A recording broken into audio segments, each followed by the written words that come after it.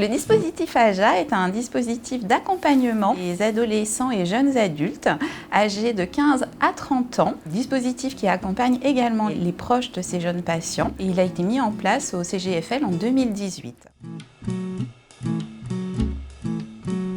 Ce dispositif a été initialement pensé au sein de l'unité de psycho-oncologie en collaboration avec les professionnels de soins qui sont au contact quotidiennement des patients, des jeunes patients et de leurs proches dans les services. En effet, les soins et l'accompagnement de ces jeunes patients sont des situations vécues avec difficulté pour le patient bien sûr, pour ses proches, mais également pour les équipes soignantes du fait des enjeux de vie liés à cette période. L'objectif premier dans ce dispositif est de tenir compte dès l'annonce du diagnostic des spécificités qui sont liées à cette période de vie. Il faut déjà entendre que bien souvent ces jeunes patients ont une méconnaissance de l'hôpital et de son fonctionnement. Il y a déjà cette première chose, il n'y a pas de repère. Ensuite, effectivement, la maladie vient interrompre les projets de vie qui sont là à ce moment-là, que ce soit les projets d'études, les projets professionnels, les projets familiaux, personnels. C'est quand même un âge de la vie où on a besoin de rêver, on a besoin de mettre à distance les contraintes, les frustrations. C'est le jeune adulte à ce moment-là est en devenir sur le plan identitaire. Donc ce sont des moments qui sont fondateurs dans le parcours de vie et la maladie vient effectivement les mettre à mal. Les répercussions de la maladie et des traitements sur l'image de soi, les relations aux autres, le rapport au temps, le vécu affectif. Enfin, on a aussi parfois des mouvements régressifs au cours du parcours de soins qui viennent entraver comme ça l'affirmation jeune adulte, une régression dans les modes relationnels aux autres, notamment aux parents. L'objectif est aussi de favoriser une prise en soin adaptée donc, aux jeunes adultes et à ses proches pour inciter comme ça une meilleure compliance au traitement et ainsi mieux l'accompagner dans l'après-traitement également. L'idée aussi de cet objectif est d'améliorer le travail interdisciplinaire et la coordination entre les différents professionnels pour l'amélioration des soins et du prendre soin. C'est aussi une manière de lutter contre l'épuisement professionnel chez les professionnels de santé, du fait qu'ils sont sollicités tant dans leurs compétences techniques que relationnelles. Nous rencontrons systématiquement tous ces jeunes patients, donc l'assistante sociale et les psychologues du centre, de façon à pouvoir identifier les besoins, évaluer aussi, repérer les fragilités, les freins qu'on pourrait rencontrer lors de la prise en charge.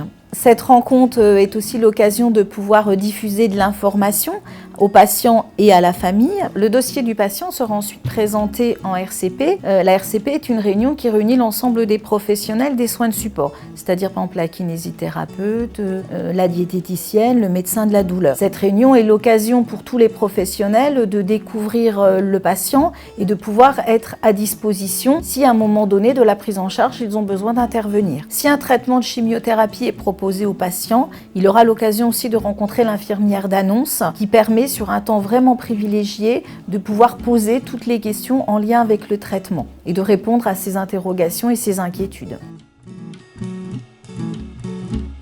Au niveau professionnel, bien sûr, alors que ce soit au niveau des études, nous pouvons être amenés au niveau des assistantes sociales à pouvoir entrer en contact avec les assistantes sociales des lycées, des universités, de façon à pouvoir accompagner au mieux le patient, mais aussi pour les jeunes professionnels. Ce sont des jeunes qui débutent dans la vie professionnelle et qui méconnaissent leurs droits, les indemnités journalières, les prévoyances, etc. Donc notre mission est vraiment de les accompagner dans toutes ces démarches administratives qui peuvent être lourdes et complexes pour le patient. La maladie engendre aussi parfois des conséquences économiques et notre rôle est bien sûr de pouvoir essayer de pallier aux difficultés économiques rencontrées par la maladie sous forme d'aide financière par exemple ou d'ouverture de droits. Enfin, nous accompagnons le patient et ses proches, la famille, dans la mise en place par exemple d'aide à domicile avec des dispositifs tels que la CAF, la Caisse d'allocation familiale, qui peut aider les jeunes mamans dans la prise en charge de leurs enfants. Enfin, lorsque les traitements sont terminés, la question du retour à l'emploi se pose.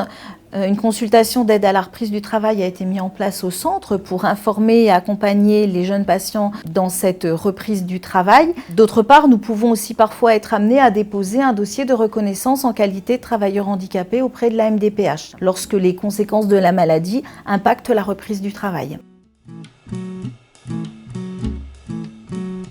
Les assistantes médicales sont les premières à rencontrer les patients lors des consultations et elles sont amenées à pouvoir remettre par exemple le flyer de présentation et à nous orienter ainsi les patients vers le service de psycho-oncologie ou vers les assistantes sociales. Ce dispositif vise également à développer de nouvelles initiatives pour encore mieux accompagner ces jeunes patients. Notamment, on peut penser à l'adaptation des horaires, que ce soit les horaires effectivement de repos, de repas, d'activités qui peuvent être adaptés à ces jeunes patients. Par ailleurs, le CGFL s'inscrit dans le réseau régional AJA destiné aux jeunes patients, adolescents et jeunes adultes âgés de 15 à 24 ans. Ce réseau fait partie du réseau OncoBFC qui a pour mission de développer sur l'ensemble du territoire Bourgogne-Franche-Comté le même accès aux soins médicaux et de soins de support. C'est un dispositif qui veut penser les soins dans une interdisciplinarité dès le début de la maladie, au moment du diagnostic, mais aussi pendant tout l'accompagnement et le parcours de soins du patient. C'est un dispositif d'accompagnement du patient et de ses proches. Ce dispositif repose sur la volonté d'accompagner tous les jeunes patients et de les suivre tout au long de leur prise en soins et dans l'après.